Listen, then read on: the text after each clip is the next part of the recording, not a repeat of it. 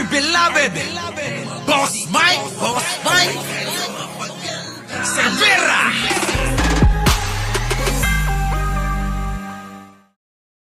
Seryoso ang Uncle Sam natin.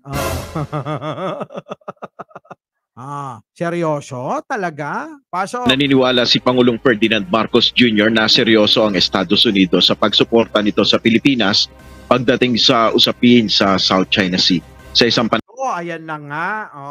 Talaga naman kita nyo naman si Mr. President tsaka si Biden. Ang ngitian nilang dalawa. Talagang si Pangulong Bongbong Marcos parang kinikilit eh. Parang ako din eh. Naloko na. panayam, sinabi ni Pangulong Marcos na nakatitiyak siya sa suporta ng US at totoong nagpapakita na seryoso ito sa pinasok na kasunduan sa Pilipinas, partikular na ang Mutual Defense Treaty. Sa kabila ngayon, alam nyo mga kababayan, hinahalin tulad nila ito. Siya nangyari nga dyan sa Ukraine, di ba? Matapos daw na keso ganyang keso. Iba naman siguro yung kasunduan ng Ukraine at ng Pilipinas sa Amerika. Baka nakakalimutan nila, itong Pilipinas ay ginawang base ng militar ng Amerika. Iba yon.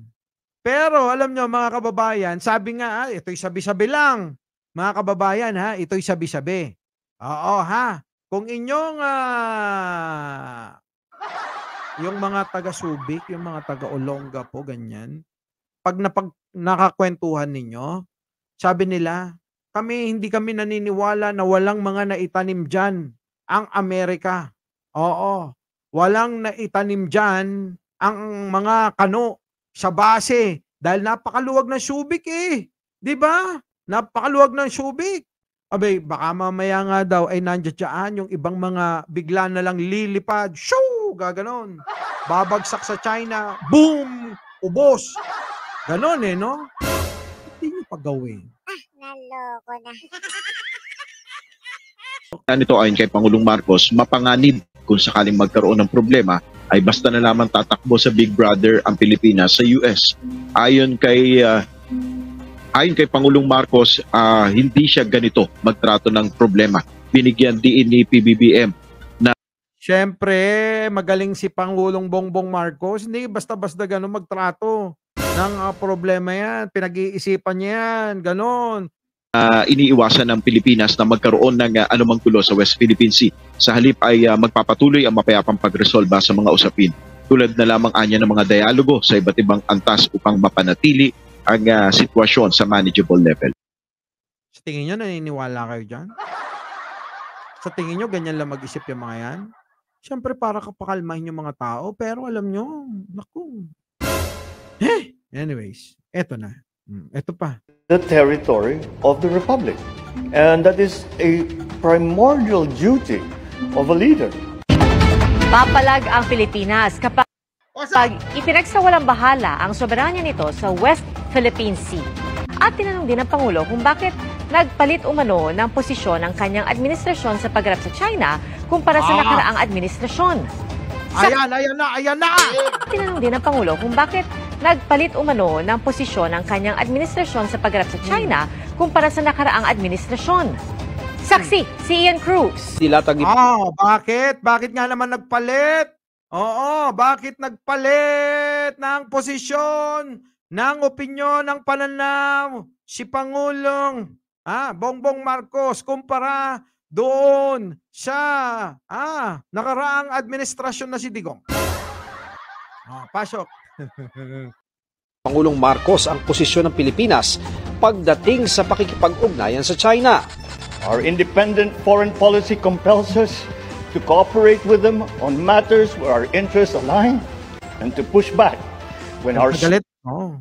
Boses galit na sworn principles such as our sovereignty, our sovereign rights, and our jurisdiction in the West Philippine Sea are questioned or ignored. Tinanong din dito si Marcos kung bakit siya umano nagpalit ng posisyon sa pagharap sa China kumpara sa nagdaang administrasyon. The territorial integrity of the Philippines cannot be threatened And if threats are made, then we must defend against those threats. It is the duty that I took on. So, ibig sabihin ni Pangulong Bongbong Marcos, hindi yan, basta-basta. Binubuli nyo ang mga Pilipino, ang Pilipinas. Papalag ang Pangulong Bongbong Marcos sa kahit sino man ang mga ngahas na tayo sakupin, bulihin o ano paman. Yan ang Pangulo, pinaglalaban ang mga Pilipino, ang integridad ng Pilipinas, lalong-lalo na ang teritoryo natin. Ito, makinig kayo Navy Reservists pa. Ito ang bagong tungkulin ng ilang ibatan o residente ng Batanes sakaling madamay ang probinsya. Oras na lumala ang sigulot ng China at ng Taiwan. Nasa frontline ng balitang yan si Gio Robles. Ang nakaka-relax na ganda ng Batanes nalalagay ngayon sa isang tensyonadong sitwasyon. Bilang magkatapat lang ang probinsya at Taiwan, hindi malayong madamay ang Batanes sakaling giyerahin ng China ang Taiwan. Kung sakali, malaking papel ang gagampanan ng Batanes. Ayon kay Batanes Governor Marilu Cayco, ito ang magiging pinakamabilis na daanan para mailikas kung kailangan ang mahigit 600 OFW sa Taiwan. Bukod dyan, mahigit 100 ibatan o residente ng Batanes ang ganap ng reservist ng Philippine Navy. Ay, makinig kayo! Sa topic kayo tumoto! Ganda-ganda ng Batanes Kung ano-ano pinagsasabi nyo dyan, kita nyo. Busit! Sige na. Makinig, Sumailalim sila sa isang buwang malasundalong pagsasanay. Kabilang sa mga reservist ay ang mismong gobernadora ng Batanes. Kailangan din namin talaga yun dahil kami pag may ma-assign dito, iilan lang na Marines, iilan lang na Navy, iilan lang na Coast Guard, minsan 3, 4, 5, yung ganun lang. Ay paano kami makakaroon ng security or depensa kung ganun lang. Correct. Mayroon ding reservist na isang guro at isang housewife. Yung pagiging reservist o pagiging sundalo, hindi ho nasusukat sa laki ng tao, sa talino, o kahit ano pa man yan. Nasusukat po yun. Mabisit kayo sa totoo. Ouch naman, pero okay lang. Lambing pala ni Boss Mike. Oo. Naku, sarap ko maging jowa. Naloko na. Tibay ng loob, lakas ng loob, at buo ang paniniwala. Buo ng aming loob na kung sakaling lulusob sa islang ito, handa kaming ipaglaban ng natin at mamatay. Ang hakbang na yan, suportado ng Sana all, handang mamatay para sa bayan. Yung mga Duterte groups, hindi sila handa, puro lang bukaka. Kokak lang ng kokak. Oo. Batanes LGU, lalo't nagkakasagutan na naman ang China at Taiwan. Sa pinakabagong pahayag ng China, giniit nitong hindi sila mangingiming makipagyera para labanan ang kagustuhang humiwalay sa kanila ng Taiwan. Kasabay niyan, gusto rin ng China na maging normal ang military drills nila malapit sa Taiwan. Babala naman ng Taiwan, huwag magtangkang China na manakop. Wag, China! Manahimik ka, laki-laki na ng lupa mo, China. Masyado kang gahaman. Tulad ng mga Duterte group. Diba? Grabe, Ganyan dapat. Matatapang, Marical Medrano, diba? Oo, pero sa Team Fentanyl, sabi, wag daw idamay ang Davao. Kundi ba ng mga walang makasarili, diba? Akala ko ba, Boss Mike, long hair si Jen. Pinutulan ko na ng buhok. O dyan, meron ding sariling tensyon ang Pilipinas at China. Kung nitong mga nakaraang araw, hinaharas ng China ang mga barko ng Pilipinas sa Ayungin Shoal, ngayon naman, pati sa Scarborough Shoal o Bajo de Masinloc, umiinit na rin muli ang tensyon. Mantakin mong lahat na halos ng isla natin, abay kinubkob na ng China. Walang talaga, Oo. Hoy. Tumigil na kayo dyan. Oo. 21 oras, hindi tinantanan ng barko ng China ang Philippine vessel na BRP Malabrigo. Ayon kay US Maritime Security Expert Ray Powell, March 7 nang habulin, harangan at itinaboy ng 2 barko ng China Coast Guard at 4 na maritime militia vessels ang BRP Malabrigo. So the BRP Malabrigo came into contact with those ships just after midnight on March the 7th. And for several hours going from south to north was pretty intensely harassed in what appeared to be several dangerous maneuvers.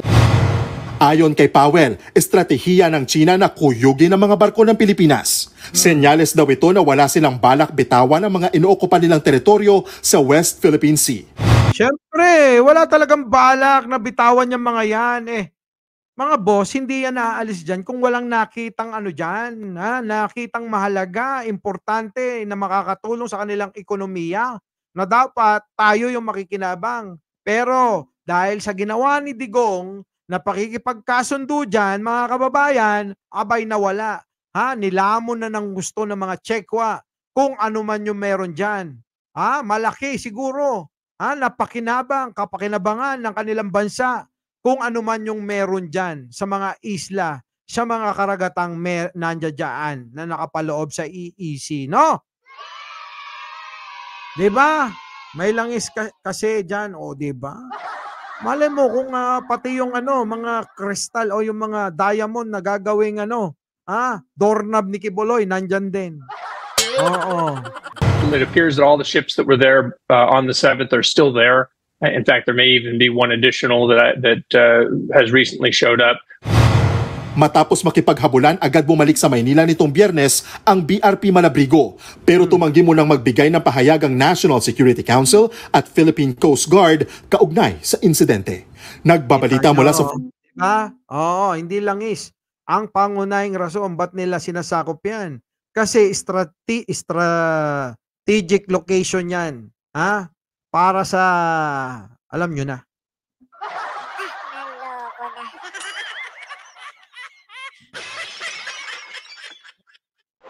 Huwag ninyo takutin ang mga Pilipino. Baka nakakalimutan nila ang mga Pilipino.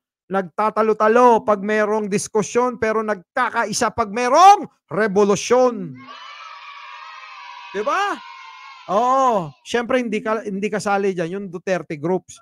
Bakit? Kasi yung Duterte groups, Jaka Tabangkura, Monlas, yan yung mga makabagong makapili.